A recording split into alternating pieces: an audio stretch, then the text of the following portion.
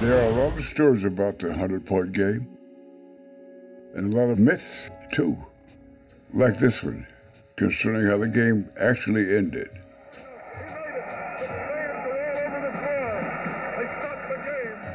It was still 46 seconds on that clock when I scored 100 points. But since that's all the fans wanted, and the officials felt like that was enough to, said the game was over. The people came on the floor. And so that's one of maybe the few games in the history of the NBA that never, ever finished. That's what Wilt remembers, but the radio broadcast proves the game did end.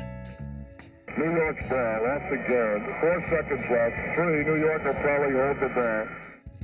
Yet, there's still another unsolved mystery. What happened to the ball shot by Wilt to score his final basket? Wilt went up and dunked the ball. The ball came down through there, and Wilt didn't touch the ball. The referee grabbed the ball when it came down, and he knew it was the 100th point, and he brought the ball over to me at the press table there. That's Harvey Pollack's version. Kerry Ryman tells a different tale. When Chamberlain scored his 100th point, the referee had the ball and he threw it to Wilt. By this time, I'm out onto the court. I was the first one there. I shook his hand, and when he bounced the ball on the court, I don't know why, but I took the ball. And up the steps I went. I took it because I wanted to play with it. And when I got home, my parents weren't too happy with what I did.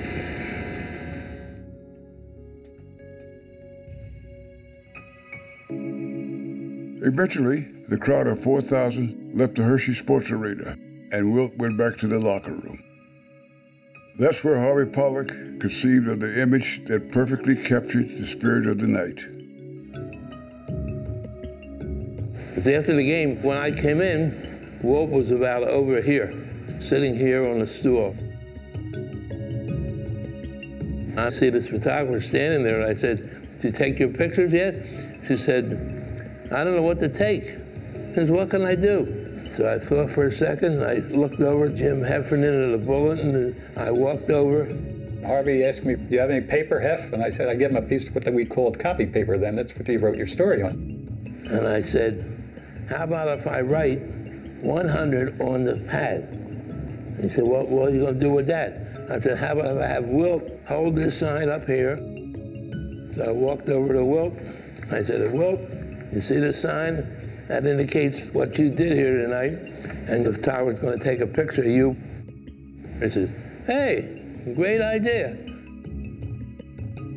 It's just Wilt sitting on this bench, and he's just kind of sheepishly looking at a camera, holding up a piece of paper. But it works. It's as great as any image that's ever been taken in basketball. You know, whether it's Julius Erving's dunks or Michael Jordan levitating or the skyhook by Kareem, that image trumps them all. March 2nd, 1962. It's the 57th anniversary of Wilt Chamberlain scoring 100 points in a single game. Will we ever see it done again? You turned around like you want. Let's just turn around. I had to look at that picture. Let's pay homage real quick. It feels like mine, huh? It's when you ask that question, and we both played the game, we both seen Kobe score the 80. I don't know if we will. We were just talking in the break where I know the Isaiah Thomas Detroit Pistons played against the Denver Nuggets. It was 186, 184. Very few threes were taken and made in that game. So it would have to be a game where both teams were hot and that player would have to be on the floor. I just don't know if it happened. But I want to say something. No media hardly at that game. Only 4,000 people at the game. Now we have 4,000 people showing up to watch Steph Curry with pregame stuff and Kevin Durant and things of that nature now before games. Amazing. You know what I mean? And then Wilt rode home with the New York Knicks, who he just gave the 100, fell asleep in the backseat of their car talking trash and said, "Hey, guys, thank y'all for letting me kick y'all's butt tonight. I'm going back to my club to hang out all night long." Think about that for a second, how things have really changed for our game today, where our guys have their own brands now. It's just unbelievable what Wilt and all these Michaels have done for our guys today. Dropped a 100 piece. That is crazy. And look, that piece was so well done, and talk about the narration on it. being by Bill Russell. I thought that was special also. But listen, he's done so much for the game, true trailblazer, and I'm glad that story is able to be told. Now where guys right now, I know they're Googling it and everything, like, man, he's dropped 100, because to this day, like, a lot of people still don't know that. Right. You know what I mean? Right. So it's amazing.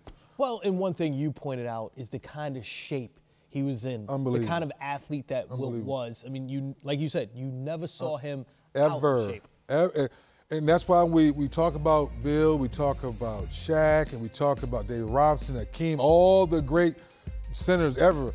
This man did the high jump at 7 foot. He's 7 feet tall and did the high jump and ran the 100 and ran the mile.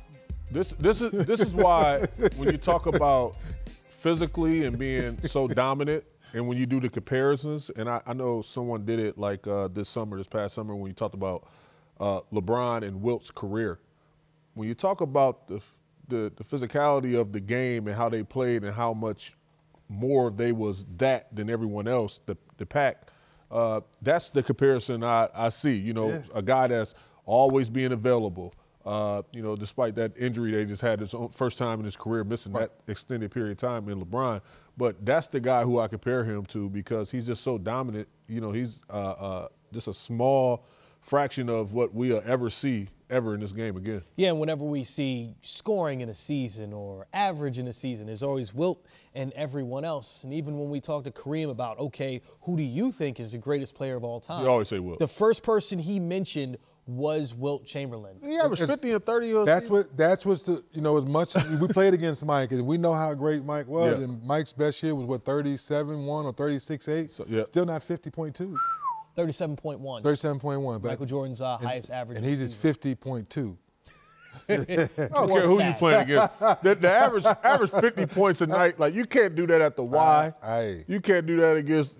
How many of it now? I know in Racine, Wisconsin, Summer League. In D.C. there's a lot of Summer Leagues, the Rucker League. How many great players average 50 in the Summer League? Zero. Think about it. Zero.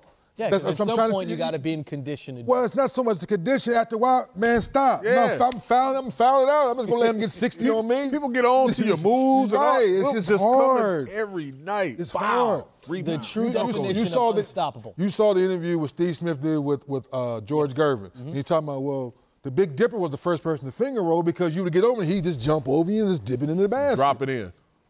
I mean, until you stop there, it's like, how do you really compare? Yeah, especially when they compare you to a star in the sky. You're a star on the planet. Big Dipper. Star Big Dipper, on the baby. Come on, man.